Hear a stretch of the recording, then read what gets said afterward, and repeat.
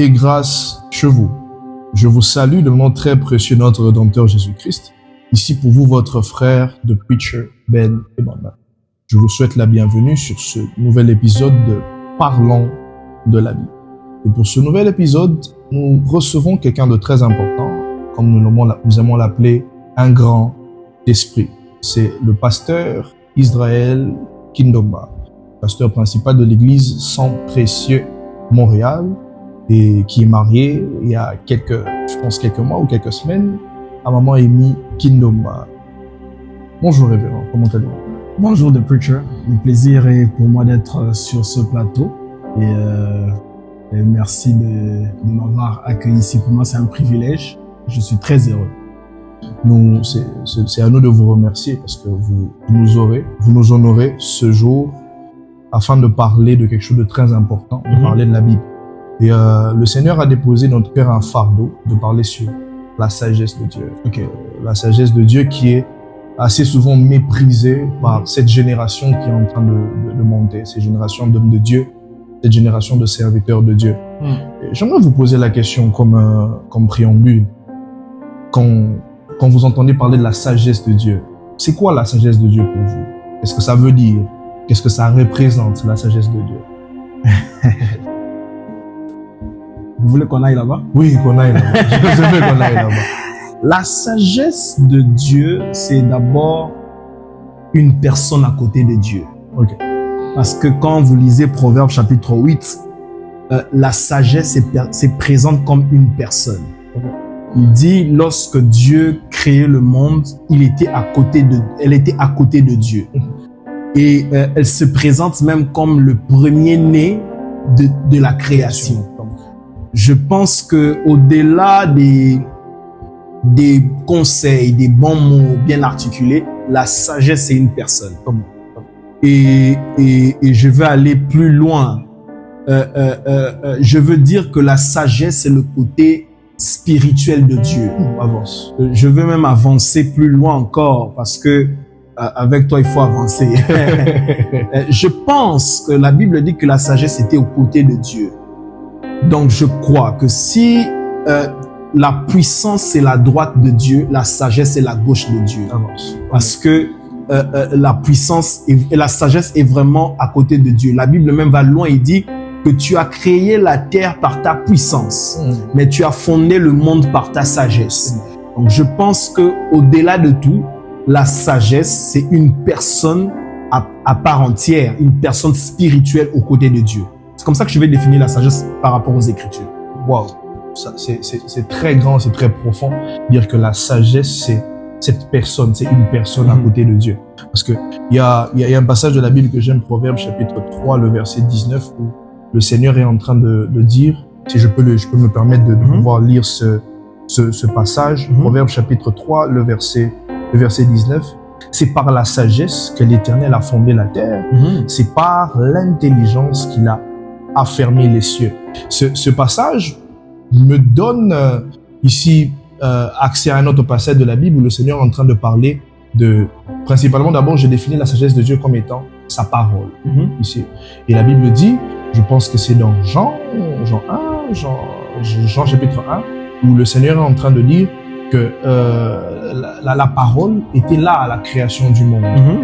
C'est avec elle que le Seigneur s'est servi pour tout créer, pour appeler à l'existence tout ce qui existe. Et ce passage-là nous montre même ici l'importance ou même la quintessence de la présence de la parole au commencement de toute chose. Mais on constate quelque chose de très aberrant, de très grave sur cette génération où la sagesse de Dieu est négligée. Ce qui a fait la force, ce qui a été la base de la création est négligé par cette génération. On est plus attaché aux dons spirituels, on est plus attaché à la voyance, la prophétie, tout ce genre de choses. Mais l'éthique même du ministère, ce qui a fait la force de nos pères, entre guillemets, est rejeté. Qu'est-ce que vous pouvez dire par rapport à cela? Je pense que si Dieu lui-même, tu l'as lu dans ton texte, je peux même aller loin. Quand Dieu a voulu créer le monde, il a commencé par la sagesse, afin que la sagesse soit comme son assistant. Donc, si Dieu a été assisté par la sagesse, je pense que la sagesse, c'est un élément important pour la vie de quelqu'un. Je veux pousser en me disant, c'est lui qui manque la sagesse, il peut manquer la chose qui peut tenir sa vie. Donc, je pense que la sagesse n'est pas quelque chose à négliger. Les gens, quand les gens voient Dieu dans son côté puissant, dans son côté glorieux, c'est ce que tu mentionnes, les dons spirituels. Mais je pense humblement que la sagesse, c'est ce qui fait l'équilibre de Dieu. C'est-à-dire que autant il est puissant, autant il a la puissance, autant il a la sagesse. J'aime bien ce que la Bible dit dans 1 Corinthiens, il dit « Christ a été fait pour nous sagesse de Dieu ». Donc, si je peux même pousser, la sagesse, c'est Jésus. Parce que négliger la sagesse, c'est mettre un côté de Jésus à côté, loin de nous. Donc, je pense que une personne qui a la conscience de Christ doit avoir la conscience de la sagesse. Rejeter la sagesse, c'est rejeter une partie de Christ. Parce que Christ n'a pas seulement été fait pour nous rédemption, Christ n'a pas seulement été fait pour nous richesse, mais Christ a été fait pour nous sagesse.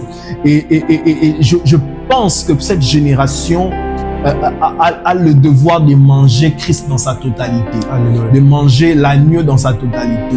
Autant nous mangeons le salut, autant nous mangeons la rédemption, la richesse, autant nous devons manger la sagesse de Dieu en Jésus-Christ. Donc, je pense que cette génération doit revenir dans cette quête de la sagesse. Parce que quand vous lisez Proverbes chapitre 8, la sagesse est en train de parler, il dit c'est lui qui me cherche. Je veux le lire. Je veux le lire. Proverbes chapitre 8. Proverbes chapitre 8, verset 17. Il dit, c'est la sagesse qui parle. Il dit, j'aime ceux qui m'aiment et ceux qui me cherchent me trouvent. Donc, c'est qui prouve que la sagesse, c'est une quête. La sagesse, on la cherche. Et celui qui cherche la sagesse, celui qui cherche la sagesse trouve la sagesse. Donc, je pense que cette génération a un devoir de chercher la sagesse. Et en cherchant la sagesse, je crois qu'ils vont trouver la sagesse. Et en trouvant la sagesse, ils vont trouver l'une des choses qui fait la force de Dieu. Alléluia. La sagesse se cherche. Cela me projette, ou ça me fait rappeler à quelqu'un, un peu de quelqu'un qui est Salomon. Je vois Salomon qui devient roi. Il devient roi d'Israël et son père vient de décéder. Si on doit faire un récap, David, c'est un homme qui a régné par la guerre, qui a régné par la force, qui a imposé son royaume. Mais Salomon vient et se rend compte qu'il n'a pas les mêmes aptitudes, les mêmes qualités que son père. Et Salomon fait une prière, il dit au Seigneur, j'ai un grand peuple, je ne te demande pas les richesses, mais j'ai besoin de la sagesse de Dieu.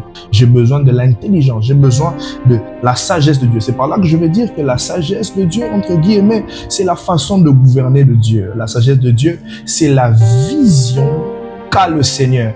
Et cette génération est en train de périr parce que nous avons perdu cette quête-là de rechercher la sagesse de Dieu.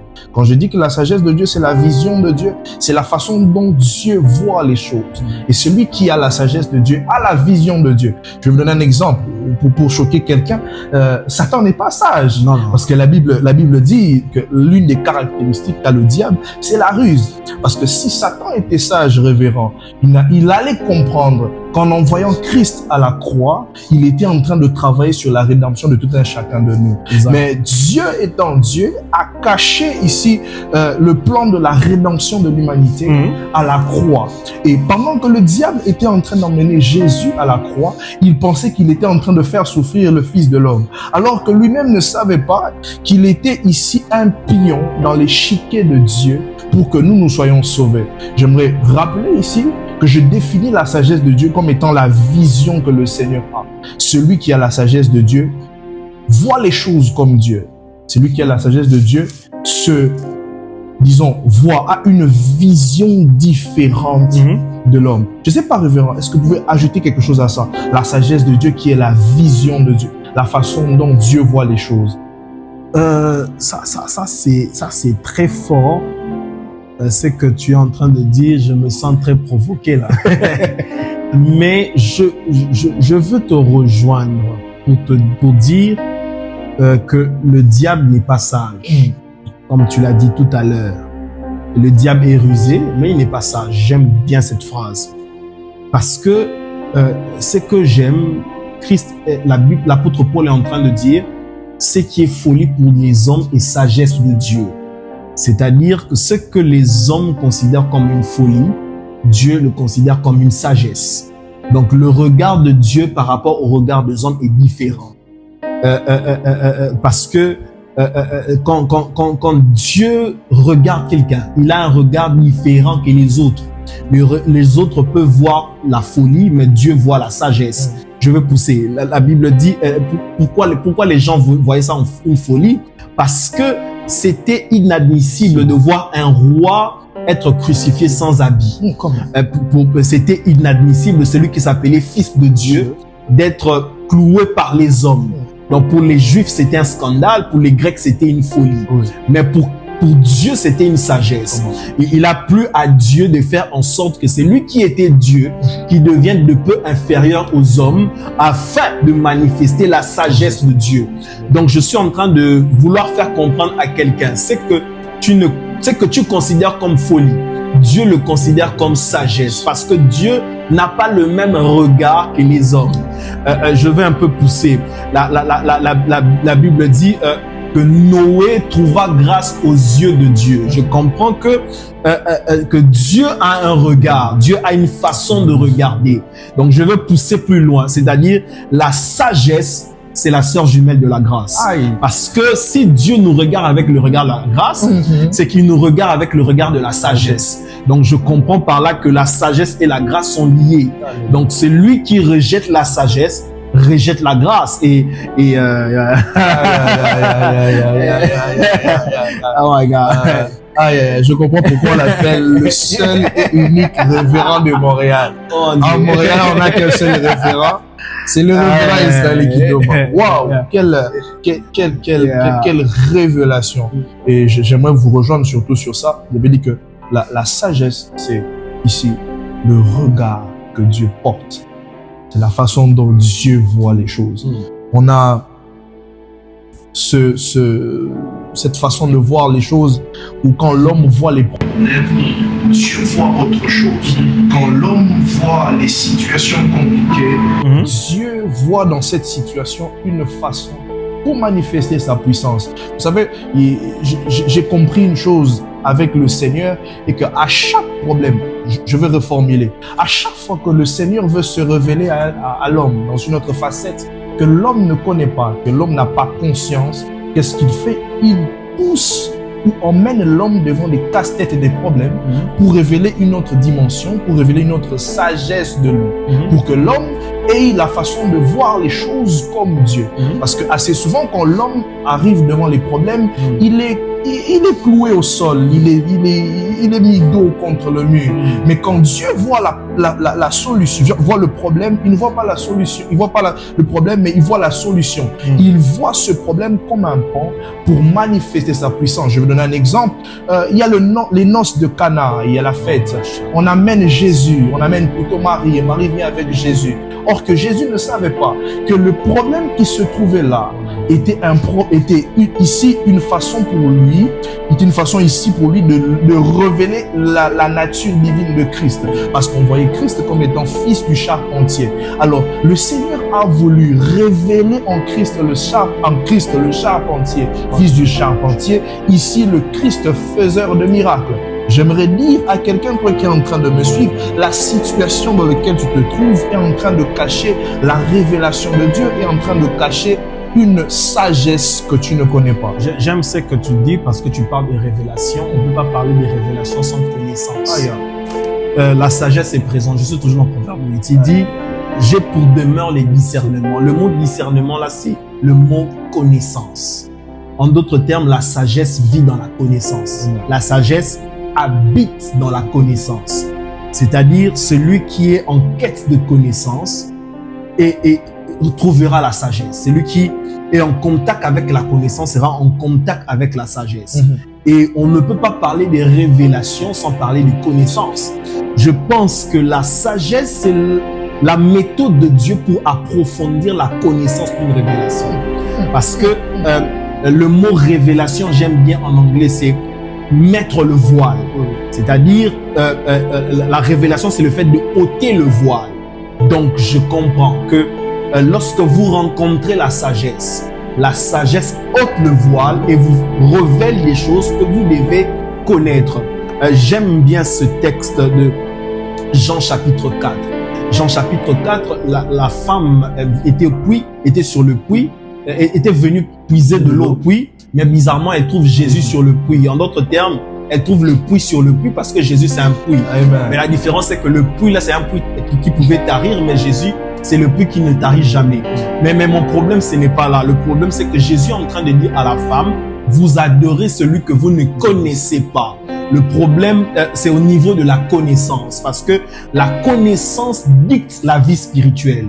Vous ne pouvez pas grandir dans votre vie chrétienne si vous n'avez pas assez de connaissances. La quantité de ce que vous connaissez de Dieu vous fait grandir en esprit.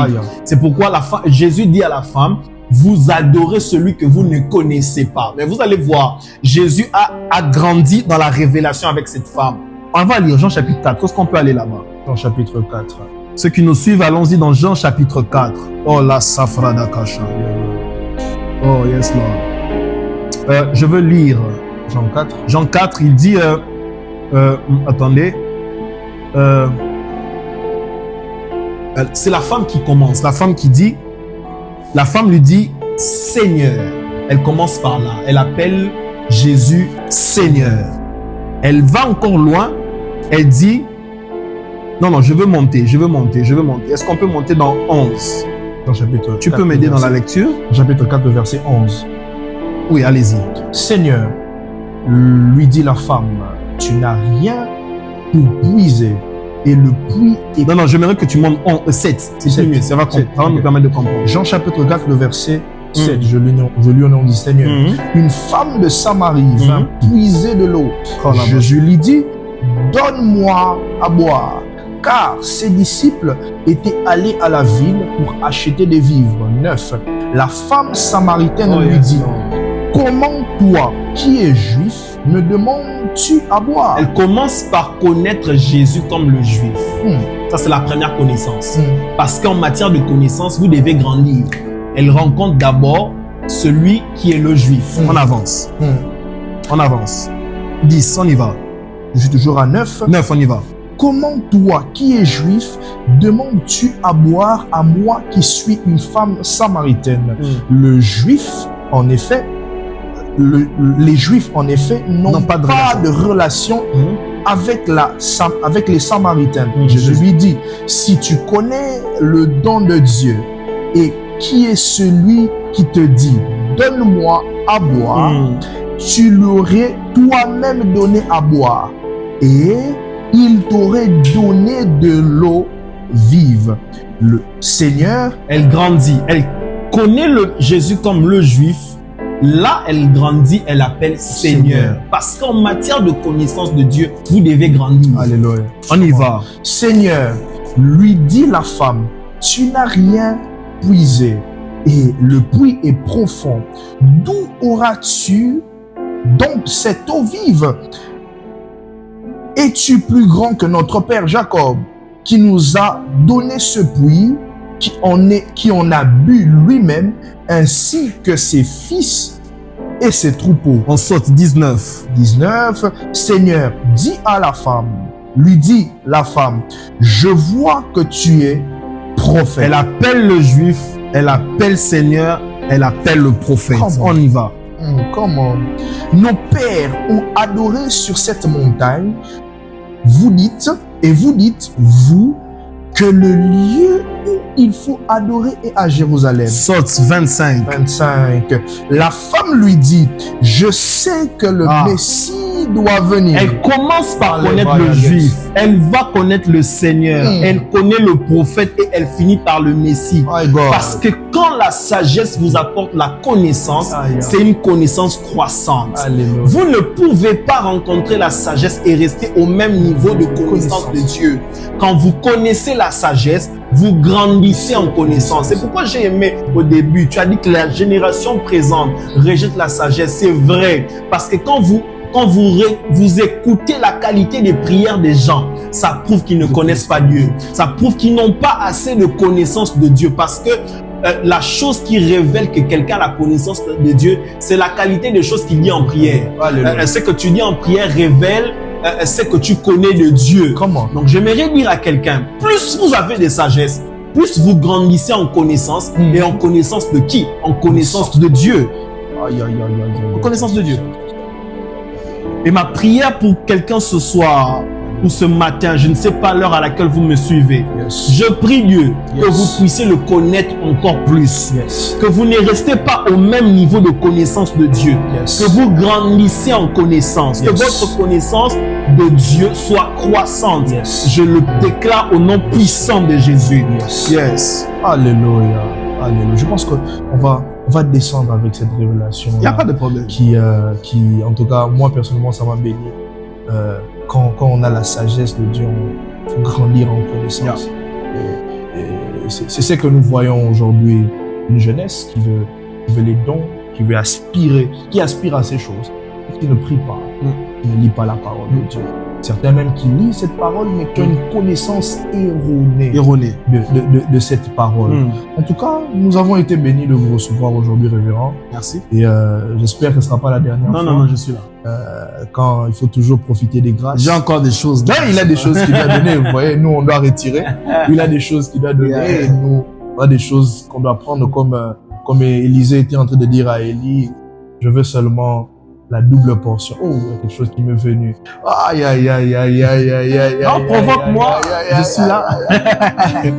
Vous savez, l'une des choses que j'ai vues chez Élisée, quand Élie doit partir, Élisée veut rester avec quelque chose. Élisée a ici identifié la chose qui a fait que Élie puisse marcher dans les miracles. Il a identifié dans le manteau la force qui avait permis à Élie de, je ne sais pas moi, de frapper le Jourdain, de traverser. Alors cette jeunesse n'arrive pas à identifier la force que nos pères ont, n'arrive pas à identifier la chose qui a fait la force de nos pères, pour que nos pères se maintiennent dans le ministère. C'est ça le problème de la connaissance. Nous n'arrivons pas à identifier la chose qui a fait que nos pères se maintiennent dans le ministère. Je sens qu'il y a quelque chose qui va sortir. Ah non, mais c'est l'un de mes textes que j'aime. J'aime bien ce que tu dis. C'est que Élisée connaissait le maître. Et il connaissait la chose qui faisait sa force. Et quand il demande la double portion, le prophète lui laisse la chose qui faisait sa force. C'est pourquoi quand il arrive au Jourdain, il frappe avec le manteau du prophète Élie. Mais il y a un détail que j'aime. Quand tu parlais, j'ai bloqué le ciel pour que tu ne trouves pas ces détails. Le détail que j'aime, c'est que Élisée a déchiré ses vêtements. Le problème, c'est qu'il y a au niveau des générations, c'est que les générations qui viennent, la jeune génération, on a des manteaux qu'il faudra déchirer pour prendre les manteaux des pères. Parce que tu ne peux pas prendre le manteau d'Élie si tu n'as pas déchiré ton propre manteau. C'est un principe. Parce que dans la loi de manteau, on ne porte pas deux manteaux. On peut porter un manteau avec plusieurs couleurs comme Joseph, mais on ne porte jamais deux manteaux. Donc, je comprends par là qu'il fallait déchirer son vêtement, il fallait déchirer son manteau afin de prendre le manteau d'Élie. Je vais même aller loin. Si Élisée ne déchirait pas son manteau et qu'il récupérait le manteau d'Élie, ça n'allait pas fonctionner devant le Jourdain. Le Jourdain respecte les personnes qui ont un seul manteau, mais qui a le manteau d'Élie. Parce qu'il y a des portes, il y a des portes spirituelles qui ne te connaissent pas, mais qui connaissent Élie. C'est pourquoi quand Élisée s'est présenté devant le Jourdain, il a frappé le manteau, il a dit, où est le Dieu le Dieu de mon père Élie, parce que le Jourdain ne connaît pas Élisée. Il y a des dimensions, il y a des profondeurs qui ne nous connaissent pas, mais ces profondeurs ne connaissent que nos pères. Vous devez vous dépouiller de vos connaissances, de ce que vous connaissez, afin de porter le manteau de ce que les pères connaissent de Dieu pour traverser le Jourdain. Ma prière pour quelqu'un aujourd'hui, c'est que Dieu fraye pour toi un chemin sur le Jourdain, mais que le Dieu de ton père, pas ton Dieu, que le Dieu de ton père te fraye un chemin devant le Jourdain au nom puissant de Jésus-Christ, au nom puissant de Jésus-Christ, au nom puissant de Jésus-Christ, au nom puissant de Jésus-Christ. Oh, thank you, Lord. Thank you, Lord. Il y a une atmosphère bizarre. Parce que la sagesse, c'est quelqu'un. Le problème, c'est que on a trop pensé que la sagesse, c'est comme un vieillard intelligent qui dit des bons mots. Non, non, non, non. La sagesse, c'est quelqu'un. Quand on parle de la sagesse, elle se présente. Et je peux vous dire, je sens la sagesse. Oh my God. La sagesse est là. La sagesse est là parce que la sagesse vit aux côtés de Dieu. La sagesse, c'est le côté gauche de Dieu. Et vous devez comprendre, quand vous avez la sagesse, celui qui a la sagesse a la puissance. Amen. Amen. Celui qui a la sagesse a la puissance. Parce que vous devez comprendre que la Bible dit que Moïse a été enseigné dans toute la sagesse d'Égypte.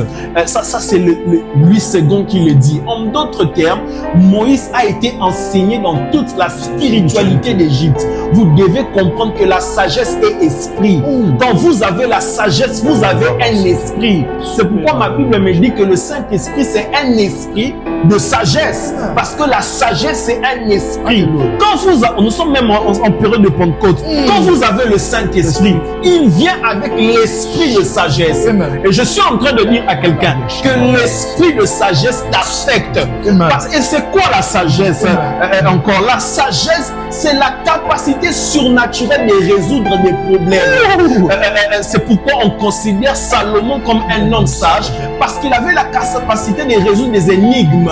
Parce que la sagesse, c'est la capacité de répondre aux questions. La capacité de répondre aux questions. C'est quoi encore la sagesse? La Bible dit femme sage bâtit sa maison. C'est-à-dire que la sagesse, c'est des briques pour bâtir une maison. Si tu veux bâtir quelque chose, tu as besoin de la sagesse. Si tu veux bâtir un projet, tu as besoin de la sagesse. Si tu veux bâtir un ministère, tu as besoin de la sagesse. Les gens me posent la question, pourquoi il y a certains ministères qui traînent dans le temps? C'est parce que ça a été bâti avec les briques de la sagesse. Je prie Dieu que l'esprit de sagesse entre dans ta maison, dans ta voiture, dans ton téléphone, que ça t'affecte au nom de Jésus-Christ. Thank you, Lord. Thank you, Lord. Glory, glory. Et j'aime cette vérité vous avez épinglé la vérité des fils. Si on doit le mettre chronologiquement, il y a Élie qui doit libérer quelque chose. Mais il ne libère pas cette chose si Élisée ne demande pas. Élisée doit demander pour que ça reste. Mais je cherche dans la Bible, je ne trouve pas là où les fils de Élisée ont identifié la force du Père. Il y avait des hommes comme des Géasi, des hommes qui ont marché avec leur Père, mais ils n'ont pas identifié en leur Père la force, la chose qui a fait la force des pères. Parce que personne n'a demandé les manteaux à Élisée. C'est pas Élisée est mort avec le manteau. Et d'ailleurs, tu vas me poser la question comment? C'est parce que je vois dans la Bible qu'on va enterrer le cadavre. On amène les cadavres. Et il y a eu la guerre. On jette le cadavre. Le cadavre tombe sur Élisée et le cadavre devient en vie. Pourquoi? Parce que Élisée est mort avec le manteau.